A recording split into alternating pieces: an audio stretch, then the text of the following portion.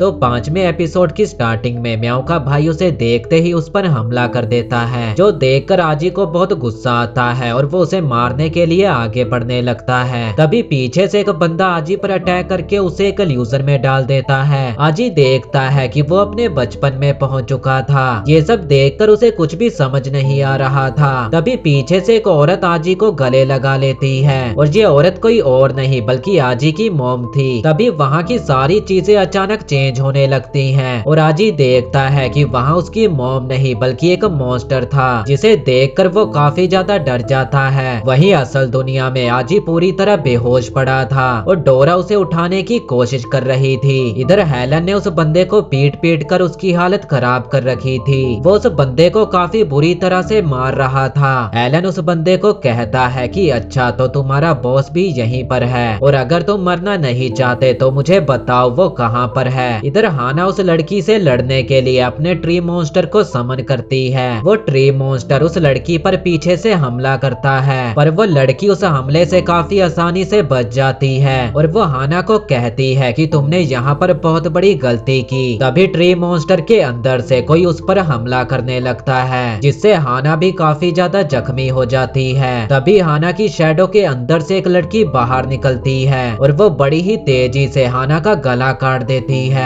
ये देखकर plant spirit बहुत ही बुरी तरह से डर जाता है और हेलन भी ये देखकर काफी ज्यादा घबरा जाता है और वो अपनी हीलिंग पावर का यूज करके हाना को ठीक करने लगता है। पर तभी वो बंदा पीछे से हेलन पर हमला कर देता है, जिसके अटैक को हेलन अपने एक ही हाथ से रोक लेता है। पर हेलन वहाँ पर काफी ज्यादा जख्मी हो चुका था, तो वो उस बंदे को वहीं पर बर्फ में जमा देता है। तभी म्याऊ का भाई हेलन पर हमला करके उसे बहुत ही बुरी तरह से जख्मी कर देता है और उसी समय वो लड़की भी हेलन को शूट कर देती है। ये देखकर प्लांट स्पिरिट की हालत खराब हो चुकी थी। वहीं उस समय हेलन हाना के बारे में सोच रहा था, जिसके बाद हेलन की बॉडी से काफी ज्यादा एनर्जी निकलती है और तभी उसका स्पिरिट बाहर निकल कर आता है, जिसे देखकर सभी लोग काफी ज्यादा हैरान हो चुके थे। वो स्पिरिट काफी ज्यादा ताकतवर थी। वो एक ही झटके में म्याऊ के भाई को दूर फेंक देता है, पर म्याऊ का भाई कौवे में चेंज होकर वापस उसी जगह पर आ जाता है। उस स्पिरिट से लड़ पाना इन सभी के लिए काफी ज्यादा मुश्किल था और तभी वहाँ पर उन सभी का बॉस आ जाता है, जिसे देखकर हेलन काफी ज्यादा गुस्सा हो जाता है और अब वो अपनी पूरी पावर यूज करते हुए उस पर हमला कर देता है और तभी बॉस अपनी स्पिरिट को बाहर निकालता है, जो हेलन की स्पिरिट को अपने अंदर एब्जॉर्ब कर लेता है। जिसके बाद वो कहता है कि मैं इस दिन का बहुत लंबे समय से इंतजार कर रहा था और आखिरकार आज ये दिन आ ही गया। जिसके बाद वो हेलन की बॉडी से एनर्जी को निकाल कर अपने अंदर एब्जॉर्ब कर लेता है और अपने सभी साथियों को कहता है कि हमारा काम यहीं पर पूरा हुआ। तभी वहाँ पर एक लड़की डोरा और प्लांट स्पिरिट को देखकर कहती है यहाँ पर अभी भी कुछ लोग जिंदा हैं, तो क्या हम उन्हें भी मार दें? जिस पर उनका बॉस कहता है कि नहीं, इसकी कोई जरूरत नहीं है, समय आने पर वो लोग हमारे काम आएंगे। इसके बाद वो सभी लोग वहाँ से गायब हो जाते हैं। लड़ाई के बाद सभी लोग आजी के घर पर आ जाते हैं। वहीं म्याऊ अपने भाई के बारे में सोच रही थी। आजी अपने मॉम डैड की फोटो देख रहा था। वहीं प्लांट स्पिरिट हाना को ठीक करने की कोशिश कर रहा था। तभी न्यूज में बताया जाता है कि ब्लैक रोज महल अचानक ही तबाह हो गया, पर ये सब कैसे हुआ इसके बारे में किसी को भी नहीं पता। ये सब देखकर डोरा को काफी ज्यादा गुस्सा आ रहा था।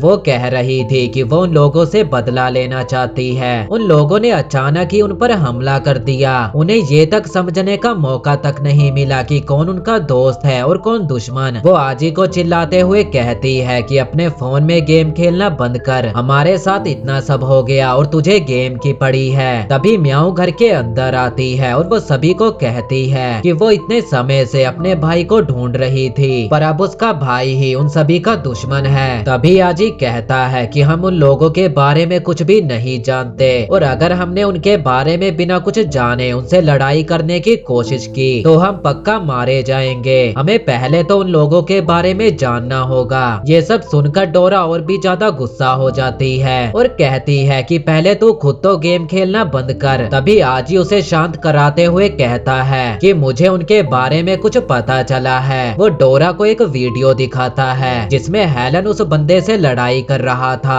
आजी बताता है कि उस समय ये रिकॉर्डिंग तो कोई भी नहीं कर सकता था, तो ये रिकॉर्डिंग सैटेलाइट कैमरे से रिकॉर्ड किया गया है। जिस लड़की ने इस वीडियो को अपलोड किया था वो समनर के ऊपर आर्टिकल लिखती है और मुझे यकीन है कि हमें इसके पास से बहुत सारी जानकारी मिल सकती है। तभी डोरा कहती है कि पर तुम इसे ढूंढोगे कैसे, जिस पर आजी कहता है कि आज एक जगह पर इसका एक बुक इवेंट है तो उस जगह पर ये हमें मिल सकती है। ये सुनकर सभी लोग काफी ज्यादा खुश हो जाते हैं और आजी को डिटेक्टिव आजी कहने लगते हैं। आजी डोरा और म्याऊ के साथ उस लड़की को ढूंढने के लिए निकल पड़ता है। वही प्लांट स्पिरिट हाना का ध्यान रख रहा था। इधर वही लड़की जिसका नाम मो है वो एक ट्रेन में थी। तभी ट्रेन में बताया जाता है कि ये ट्रेन अगले स्टेशन पर नहीं रुकने वाली। इसके लिए वो सभी लोगों से माफी भी मांगते हैं। तभी स्टेशन आते ही मो अपने फोन में कुछ करने लगती है जिससे वो ट्रेन वहीं पर रुक जाती है और वो ट्रेन से निकलकर वहां से जाने लगती है। वो अपने रास्ते में आने वाली हर एक चीज को हैक कर रही थी जो देखकर लोग भी काफी ज्यादा हैरान थे। अब मो एक जगह पर जाकर अपना स्टॉल लगाती है और अपनी बुक्स को निकाल कर लोगों को बताने लगती है कि अब मो समनर बुक्स पे साइन करके लोगों को बांटेगी। पर वहाँ पर कोई भी बंदा उस पर ध्यान नहीं दे रहा था। इधर ये तीनों छुपकर उसे देख रहे थे।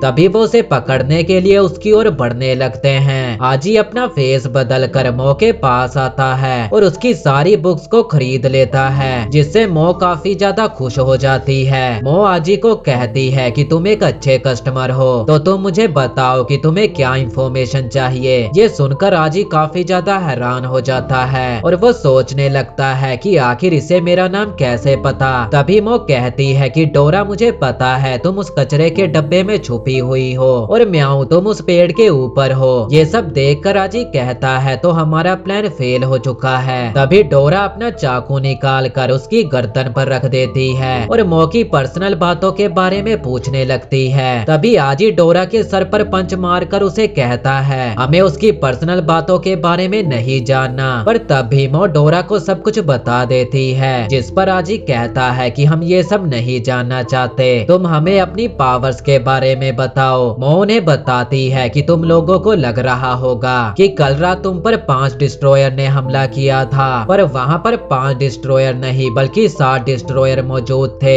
ये सुनकर सभी लोग काफी ज्यादा हैरान हो जाते हैं। तभी मो कहती है कि ये एक डिजिटल दुनिया है और वो अपने फोन से सब कुछ हैक कर सकती है। तभी डोरा उसके फोन को लेकर चेक करने लगती है जिससे उसे पता चलता है कि मो ने यहाँ के सभी पुलिस स्टेशन के कैमरों को हैक कर रखा है और यहाँ तक कि उसने सैटेलाइट को भी नहीं छोड़ा है और यहाँ तक कि वो चलते फिरते सभी चीजों को हैक करती रहती है। मो उन्हें बताती है कि ये सब तो कुछ भी नहीं, उसका फोन काफी ज्यादा स्पेशल है। अगर उसका कोई दुश्मन उसके करीब आता है तो उसका फोन पहले ही उसे अलर्ट कर देता है। मो के इतना कहते ही फोन में खतरे की घंटी बजने लगती है और तभी कोई उन पर हमला कर देता है। मो का फोन उसे बताता है कि ये एक रेड खतरा है और वो खतरा काफी तेजी से मो की तरफ ही आ रहा था। तो डोरा कहती है कि अब हमें क्या करना चाहिए, जिस पर मो बोलती है कि पहले तो हमें घबराना बिल्कुल भी नहीं और दूसरा जितनी तेज हो सके यहाँ से भागो। मो को भागते हुए देखकर ये सभी भी उसके पीछे भागने लगते हैं। आजी मो से पूछता है कि आखिर वो लोग तुम्हारे पीछे क्यों पड़े हैं, जिस पर मो कहती है कि उसे नहीं पता।